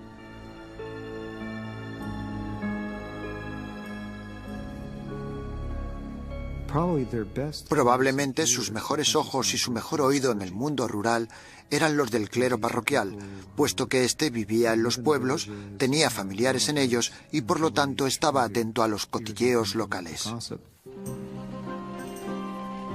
En sus incursiones a lo largo de la geografía, los inquisidores llegaban a un pueblo acompañados normalmente de un notario o escribiente para documentar el procedimiento o en ocasiones de un sirviente o un guardaespaldas. Entonces, el párroco reunía a los habitantes del pueblo para que escucharan al visitante predicar sobre los pecados y los peligros de la herejía. Una vez terminado el sermón, el inquisidor anunciaba un período de gracia durante el que cualquiera que hubiera cometido herejía podía confesar sus pecados a cambio de un trato clemente. Los que temían ser acusados o habían cometido herejía y tenían remordimientos de conciencia debían actuar durante el período de gracia, porque si lo confesaban después de dicho período, es decir, después de que se iniciara una investigación sobre ellos, la confesión no se consideraba tan sincera como si la hubieran hecho durante el período de gracia. Unas semanas más tarde, el inquisidor anunciaba el fin del período de gracia, momento en el que se iniciaba la fase más nefasta del edicto de fe. Desde ese momento, cualquier acusado se convertía en víctima de interrogatorios o arrestos. Y dado que la información siempre se daba en secreto, el inquisidor animaba a todos los buenos ciudadanos a que denunciaran a cualquier vecino que creyeran que podía ser hereje. El objetivo de las inquisiciones generales, de los edictos de gracia y los edictos de fe, era conseguir que entrara y saliera tanta gente como fuera posible de la oficina del inquisidor. Y para ello utilizaban el miedo, el terror y el interés propio. El inquisidor debía tener al menos 2 testimonios incriminatorios antes de poder seguir adelante. En ocasiones, los sujetos víctimas de investigación no sabían que eran sospechosos hasta el día que les convocaban. Durante el procedimiento inquisitorial, la mayoría de las pruebas se recopilaban antes de que tuvieras conciencia de que había una investigación en marcha. Cuando te informaban del caso, la investigación ya había finalizado. Bastante diferente al sistema actual. Conscientes del peligro de las acusaciones falsas o maliciosas, los inquisidores intentaban diferenciar las mentiras de la verdad. Cuando hacían subir al estrado a un acusado por primera vez, le hacían nombrar a todos sus enemigos. Si alguno de esos nombres coincidía con cualquiera de los nombres de la lista de testigos,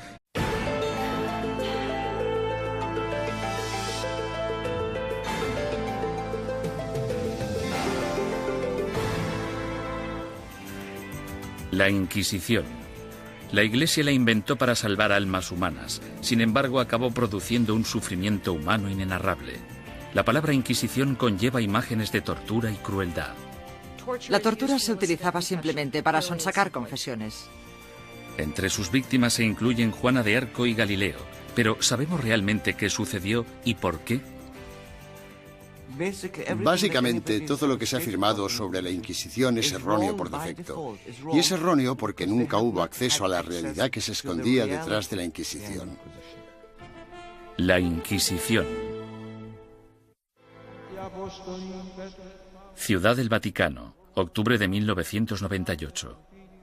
En una petición de examen de conciencia sin precedentes y en honor al año jubileo 2000, el Papa Juan Pablo II convoca a un tribunal especial de historiadores y académicos para celebrar un simposio sobre lo que él mismo denominó una fase tormentosa en la historia de la Iglesia, que hoy en día se conoce como la Inquisición. Para ayudar al tribunal en su investigación, el Papa anuncia la apertura pública de los archivos secretos de la Inquisición, unos archivos que habían estado fuera del alcance de los académicos durante casi 200 años. El pontífice, de 79 años de edad, se enfrenta así a una de las cuestiones más cruciales en su trayectoria. ¿Debería la Iglesia Católica pedir disculpas por los pecados cometidos durante la Inquisición? El tema es un polvorín de controversia, incluso entre los historiadores. Yo creo firmemente que esta disculpa era innecesaria, porque la Iglesia no fue responsable de la mayoría de las persecuciones que hemos tenido en el pasado europeo.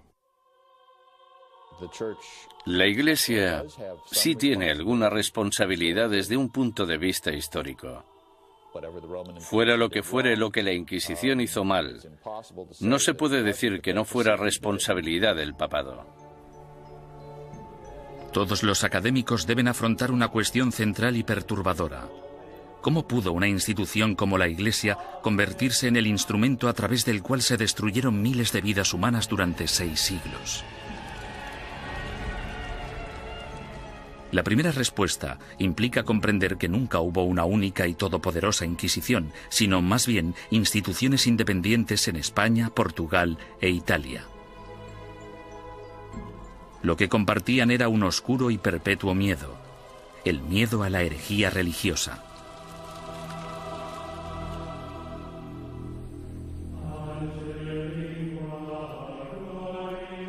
Año 1100 después de Cristo. El corazón de la Alta Edad Media. Una frágil alianza de reinos y provincias, conocida como el Sacro Imperio Romano, ocupa gran parte de lo que hoy conocemos como la Europa moderna. Tras la conversión del emperador Constantino al cristianismo y durante casi 800 años, la religión considerada antaño como una secta insurgente En 1231, el Papa Gregorio IX inicia un concurso público para el nombramiento de nuevos agentes especiales, llamados inquisidores de la depravación hereje. Es el amanecer de la Inquisición medieval, que empieza con una venganza. El objetivo de la Inquisición es acabar con la herejía, y acabar con la herejía significa acabar con los herejes.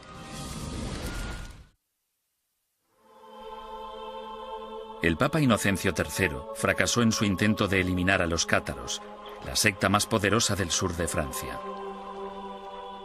Sin embargo, en 1231, su sucesor, el Papa Gregorio IX, tramó un plan para volcar todo el poder del nuevo sistema legal de la Inquisición contra ellos.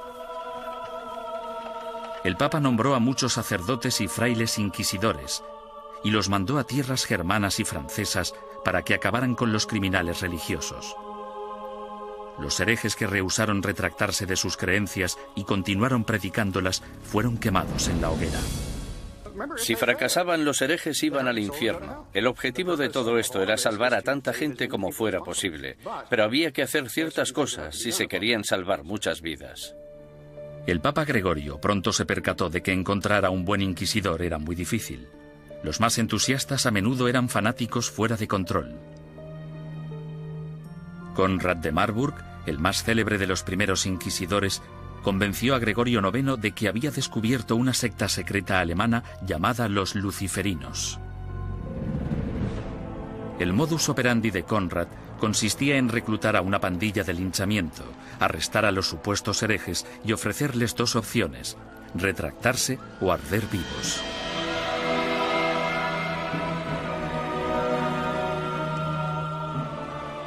Los historiadores descubrirían más adelante que los luciferinos fueron pura ficción, una invención obsesiva que Conrad creó para impresionar al Papa. El inquisidor papal del norte de Francia no era mejor.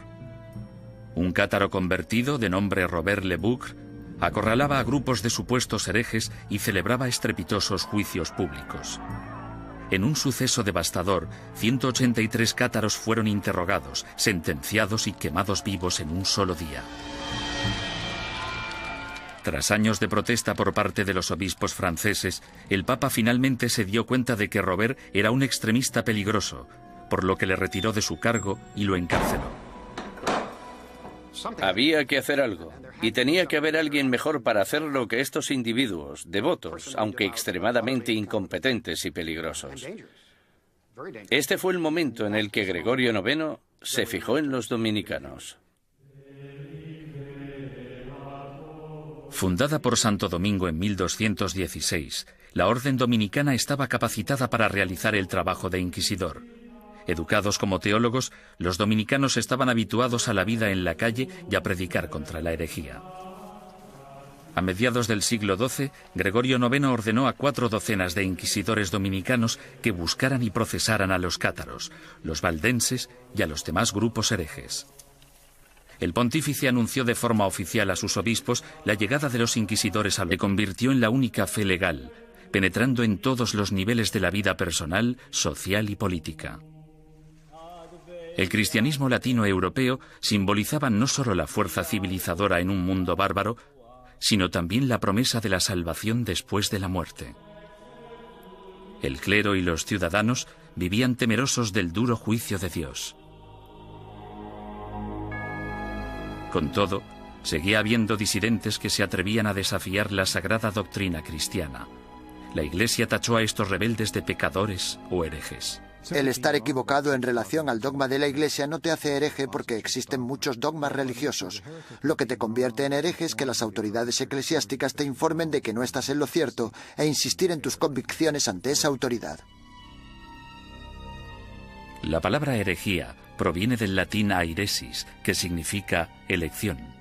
Alrededor del siglo XII, herejía cobra un significado mucho más amenazante. Se convierte en un peligro mortal para la sociedad y para el hombre en una traición a Dios. Según el derecho civil, los criminales acusados de traición serán castigados con la muerte y sus bienes serán confiscados. ¿Qué otro motivo es necesario para que aquellos que ofendieron a Jesús, Hijo del Señor, sean expulsados de la comunión cristiana y privados de sus bienes? Papa Inocencio III. A pesar de la posición inamovible de la Iglesia en considerar esto un delito, los grupos de pensamiento libre siguieron emergiendo e insistiendo en interpretar a Dios a su manera. Entre dichos grupos se encontraban los valdenses, predicadores itinerantes que erraban por el sur de Francia y el norte de Italia, viviendo en apostólica pobreza. El atractivo de los valdenses parece que fue su visión de un cristianismo simplificado, de la habilidad de todos para predicar si se poseía la inspiración del Espíritu, sin importar si se era clérigo o no. La Iglesia insistía que cualquiera que quisiera dedicarse a la predicación pública debía ser acreditado por el obispo de su diócesis. Cuando los valdenses se negaron a dejar de predicar, el Papa Lucio III emitió un edicto, conocido como Bula Papal, que tachaba el movimiento de hereje y excomulgaba a todos sus seguidores. La herejía se contemplaba como una amenaza a la comunidad cristiana. Era algo que podía perturbar a la gente, y no solo perturbar, sino que podía enajenar a toda la sociedad de la fe. Por eso era tan importante luchar contra ella. Los valdenses fueron suaves en comparación con los herejes más radicales, los cátaros.